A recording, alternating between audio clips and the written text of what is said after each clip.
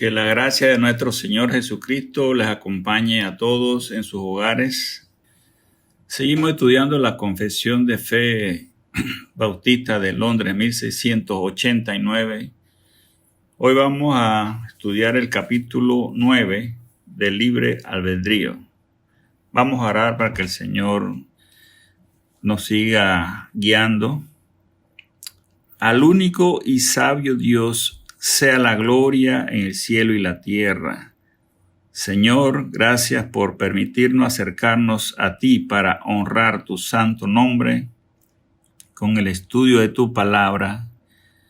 Que el Espíritu Santo sea el que comunique toda tu palabra para la edificación de tu iglesia. Abre los corazones de tus oyentes para el mensaje sea penetrado hasta lo más profundo de las personas para salvación. Bendito sea tu nombre, en el nombre de nuestro Señor Jesucristo, te lo suplicamos. Amén. El capítulo 9 trata de libre albedrío y tenemos unas preguntas para que tomen en sus apuntes y las resuelvan en sus hogares.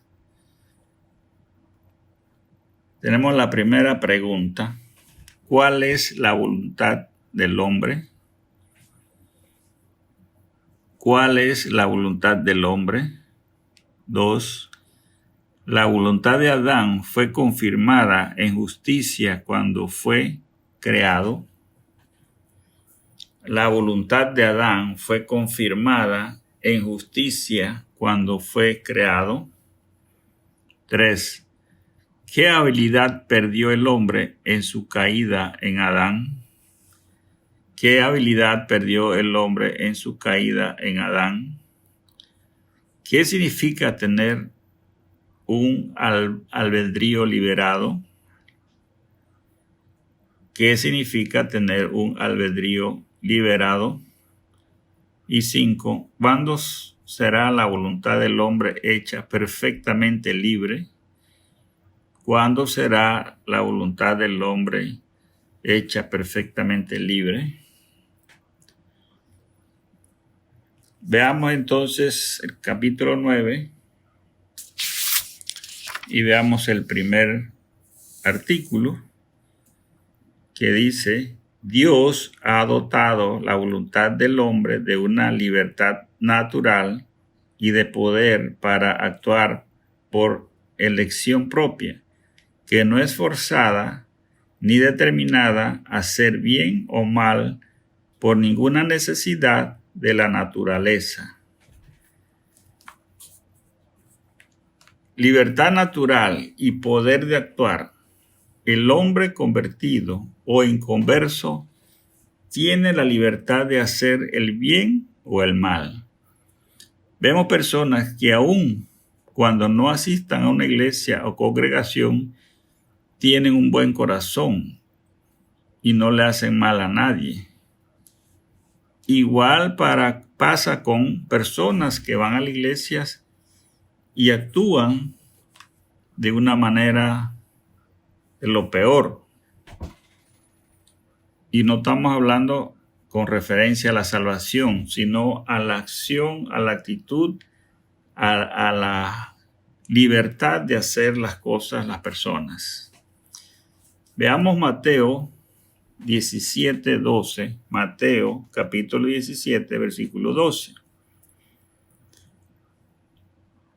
Dice la palabra del Señor: Mas os digo que Elías ya vino y no le conocieron, sino que hicieron con él todo lo que quisieron. Así también el Hijo del Hombre padecerá de ellos. Dios aquí le está hablando a los seguidores cuando él predicaba al pueblo hebreo. Cristo confirma esta libertad natural que Dios le concedió al hombre. Israel antiguo no escuchó las profecías de Elías. Procedieron con toda libertad natural de actuar sobre Elías. Lo persiguieron para matarle. y tuvo que remontarse Elías a las montañas y meterse en la cueva, porque ellos estaban actuando por su propia voluntad. Dios no los mandó a que lo hicieran, sino por voluntad propia, y también actuaron por voluntad propia en los maltratos y crucifixión de Cristo. Eso fue la voluntad del pueblo hebreo cuando vino el Mesías, de crucificarlo, de atacarlo, de cuestionarlo. Era su propia voluntad. Veamos Santiago, capítulo 1, versículo 14. Santiago, capítulo 1, versículo 14. Sino que cada uno es tentado cuando de su propia concupiscencia es atraído y seducido. La incitación de hacer el mal no viene de Dios. La voluntad para hacer el bien o el mal está dentro de cada persona. Su propio corazón lo insta a hacer las cosas buenas o malas. Es una naturaleza nata de cada hombre. Veamos Deuteronomio 30, 19. Deuteronomio capítulo 30, versículo 19. A los cielos y a la tierra llamó por testigo hoy contra vosotros, que os he puesto delante la vida y la muerte, la bendición y la maldición. Escoge pues la vida para que vivas tú y tu descendencia. Aquí la Biblia nos presenta que el hombre tiene la voluntad de escoger el bien o el mal. Puede hacer cosas que agradan a Dios o puede hacer cosas que desagradan a Dios. Dios los capacitó para tomar sus propias decisiones por su naturaleza interna. El hombre que conoce a Dios, que es creyente, aún así peca. Su corazón tiene pleno conocimiento del pecado.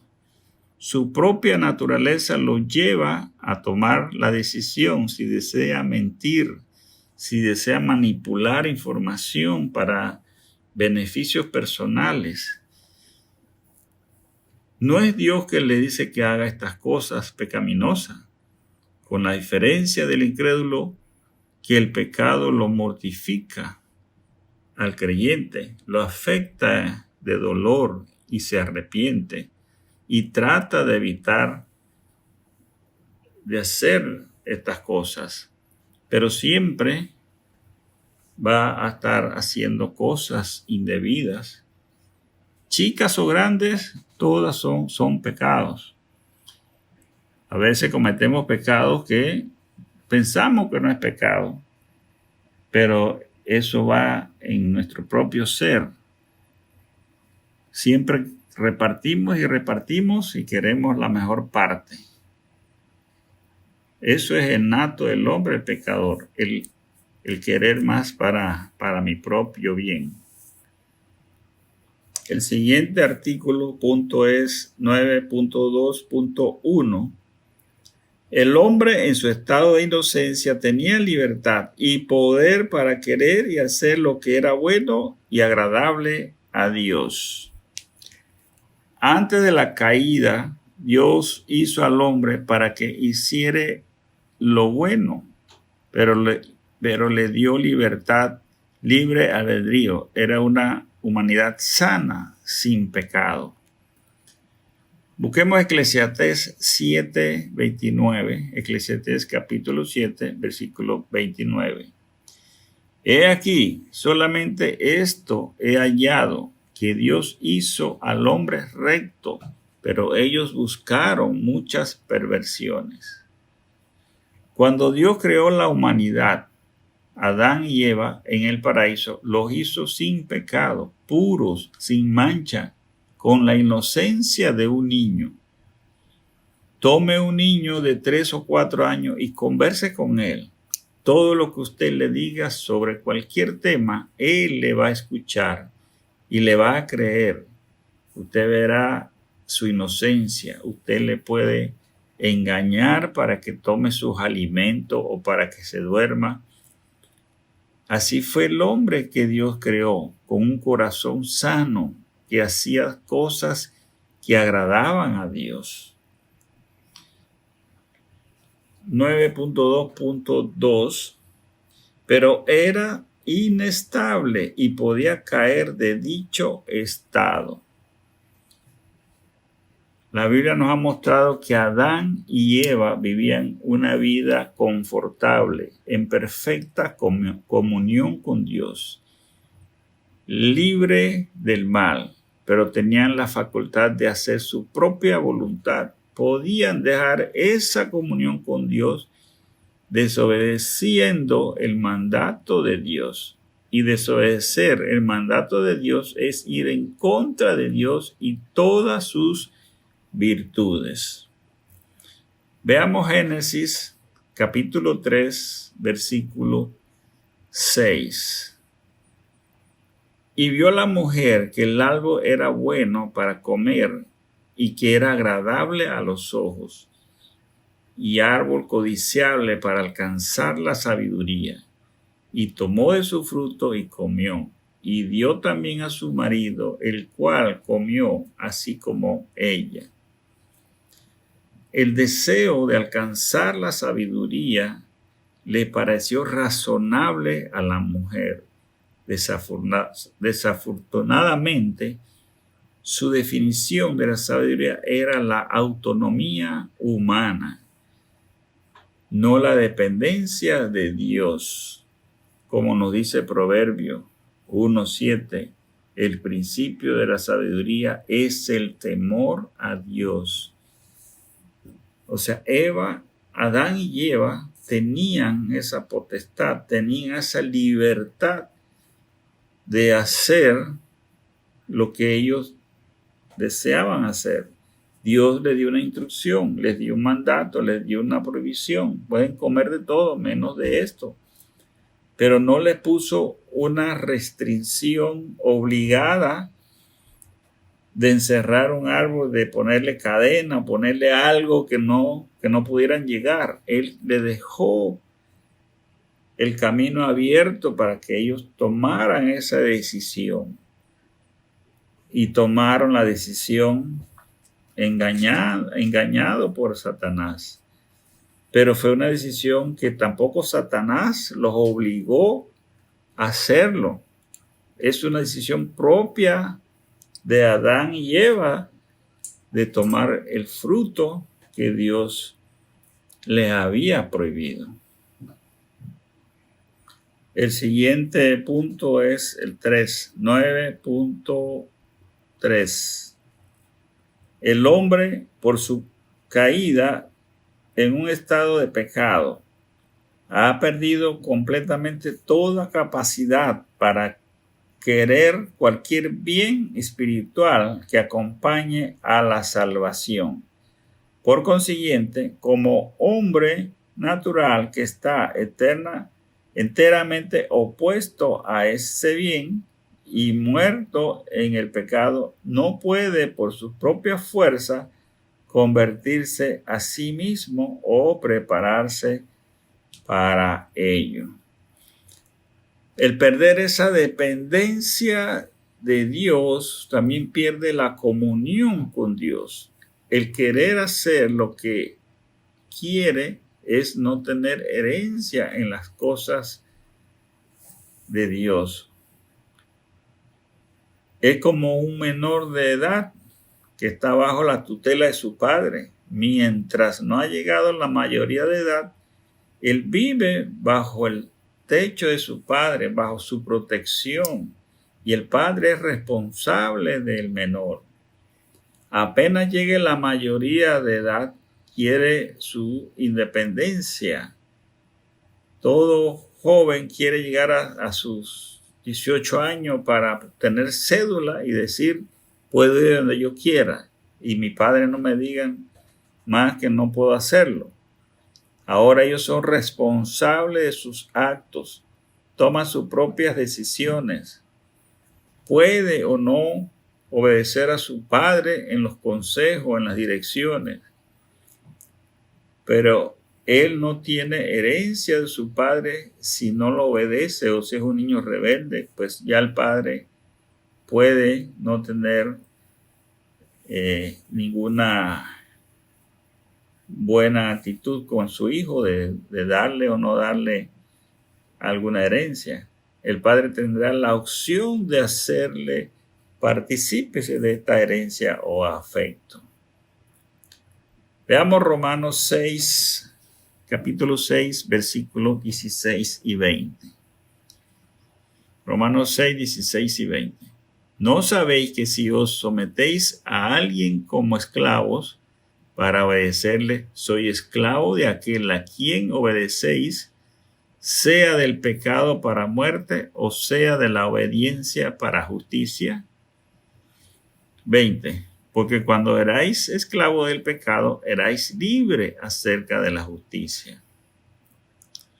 Una persona es esclava de aquello ante lo que se inclina y de lo que reconoce como su dueño. Si obedece el mandato del pecado, este es entonces su amo y se mueve en dirección hacia la muerte.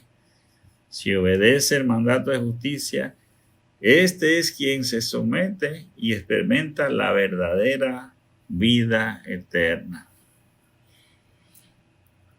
Veamos Juan 8, 31 al 34.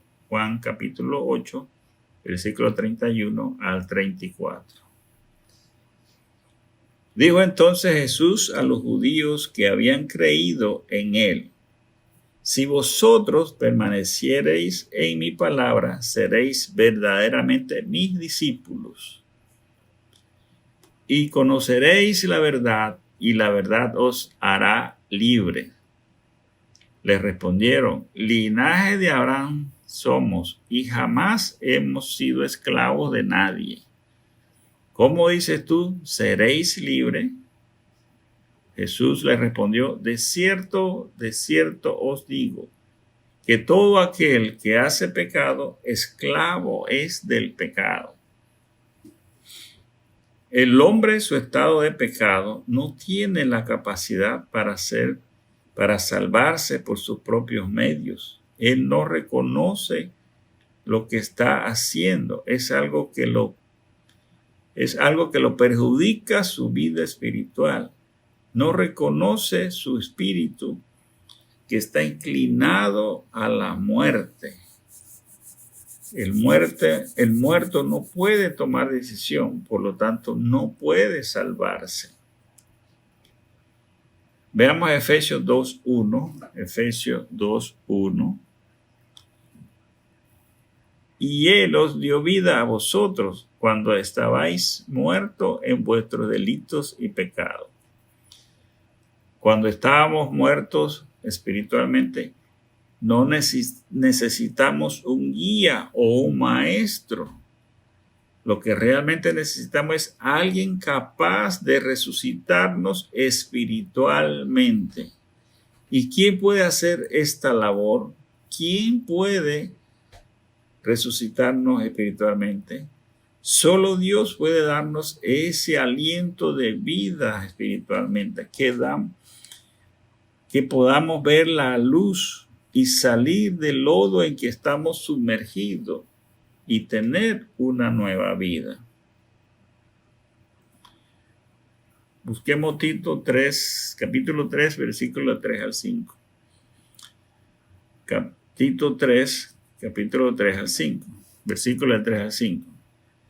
Porque nosotros también éramos en otro tiempo insensatos, rebeldes, extraviados, esclavos de concupiscencia y deleites diversos, viviendo en malicia y envidia, aborrecibles y aborreciéndonos unos a otros.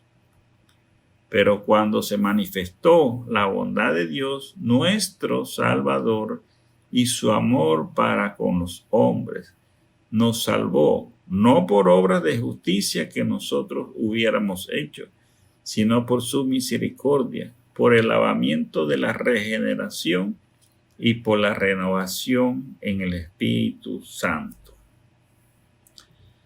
Cuando éramos muertos, antes que la gracia nos fuera dada, nos deleitamos en toda clase de inmundicia y no buscábamos la salvación. Dios nos proveyó su bondad, su gracia. Ahora somos renovados. La salvación viene por doble vía, por el lavamiento de la regeneración por el Espíritu Santo, y también por el bautismo, que es la iniciación de la vida cristiana. La renovación en el Espíritu Santo alude al papel del Espíritu Santo al propiciar un nuevo nacimiento en el creyente y al concederle la vida eterna. Busquemos Juan 6:4, que dice: ninguno puede venir a mí si el Padre que me envió no me lo trajera, y yo le resucitaré en el día postrero. Aquí vemos que Cristo está diciendo: quien da esa gracia, quien da esa salvación, quien da esa generación, es el Padre que le influye esa intuición de pecado y lo trae a Cristo, y será regenerado con Jesucristo, y este es el que nos va a resucitar en ese día final.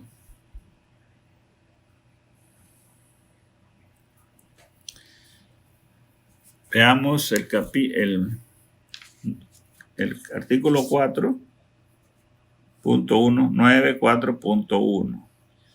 Cuando Dios convierte a un pecador y lo traslada al estado de gracia, lo libra de su esclavitud natural bajo el pecado y, por su sola gracia, lo capacita para querer y obrar libremente lo que es espiritualmente bueno.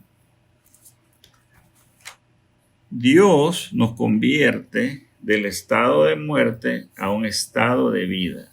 Nos gustaba hacer cosas desagradables a Dios. Ahora Él nos capacitó para hacer cosas buenas que exaltan su nombre en todo momento. Busquemos Colosenses capítulo 1, versículo 13. Colosenses 1:13. El cual nos ha librado de la potestad de las tinieblas y trasladado al reino de su amado Hijo.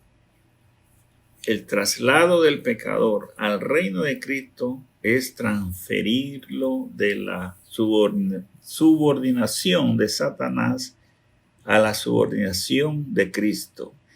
El rey de las tinieblas es Satanás y el rey de la luz es Cristo. Hemos sido rescatados de las tinieblas de Satanás y hemos sido traídos a la luz de Cristo. Somos ahora liberados. Veamos Filipenses 2:13. Dice Filipenses 2:13: porque Dios es el que en vosotros produce así el querer como el hacer por su buena voluntad. Pablo destaca la participación principal de Dios en la salvación del individuo, en la decisión inicial, y también como el crecimiento espiritual posterior a la salvación. Veamos Juan 8:36. Así que si el Hijo os libertare, seréis verdaderamente libres. O sea que Jesucristo es el que nos va a libertar. Si Cristo como Rey nos liberta de la muerte, de las garras de Satanás, verdaderamente vamos a estar libres por siempre. Veamos el 9.4.2. Sin embargo, por razón de la corrupción que todavía le queda, no quiere ni perfecta ni únicamente lo que es bueno, sino que también quiere lo que es malo. Este es el artículo de la convención. Veamos Romanos 7, del 14 al 25. 7 del 14 al 25. Porque sabemos que la ley es espiritual, mas yo soy carnal, vendido al pecado. Porque lo que hago no lo entiendo, pues no lo hago lo que quiero, sino lo que aborrezco, eso hago. Y si lo que no quiero, esto hago, apruebo que la ley es buena. De manera que ya no soy yo quien hace aquello, sino el pecado que mora en mí. Y yo sé que en mí, esto es, en mi carne, no mora el bien, porque el querer el bien está en mí, pero no el hacerlo. Porque no hago el bien que quiero, sino el mal que no quiero, eso hago. Y si hago lo que no quiero, yo no lo hago yo, sino el pecado que mora en mí. Así que, queriendo yo hacer el bien, hallo esta ley, que el mal está en mí. Porque según el hombre interior, me deleito en la ley de Dios, pero veo otra ley en mis miembros que se rebela contra la ley de mi parte, de mi mente, y que me lleva cautivo a la ley del pecado que está en mis miembros. Miserable de mí, ¿quién me librará de este cuerpo de muerte? Gracias doy a Dios por Jesucristo nuestro Señor. Así que yo mismo con la mente sirvo a la ley de Dios, mas con la carne a la ley del pecado. Parece un trabalengua aquí Pablo tratando de explicar que hacemos las cosas que no queremos hacer.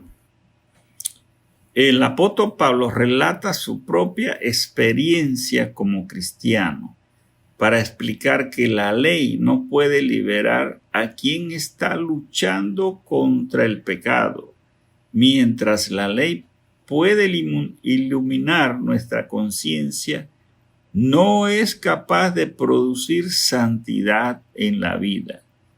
El fallo, sin embargo, no está en la ley de Dios, que es espiritual, sino en la ley del pecado, la depravación inherente a la naturaleza humana, que se rebela contra las leyes de Dios.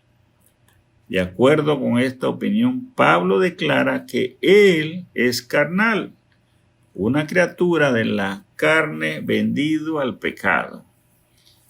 En la cautividad del pecado, a través de su vida se ha desarrollado un conflicto entre la nueva y vieja naturaleza, pero existe un camino hacia la victoria. Cristo nos libera para que vivamos bajo el poder del Espíritu Santo. La frase "este cuerpo de muerte", esta expresión es la de una persona que está encadenada, no puede librarse y desesperada por lograrlo. Pero la angustia da paso a una declaración victoriosa, no porque haya cesado la lucha, sino porque la fuerza humana ha sido sobrepasada por el poder del Espíritu Santo. Veamos el último punto del capítulo 9, que es el artículo 5. Esta voluntad del hombre es hecha perfecta e inmutablemente libre para querer solo el bien, únicamente en el estado de gloria. Tenemos una promesa de hacer la voluntad del bien cuando dejemos este mundo de maldad. Veamos Efesios capítulo 4, versículo 13. Efesios 4, versículo 13.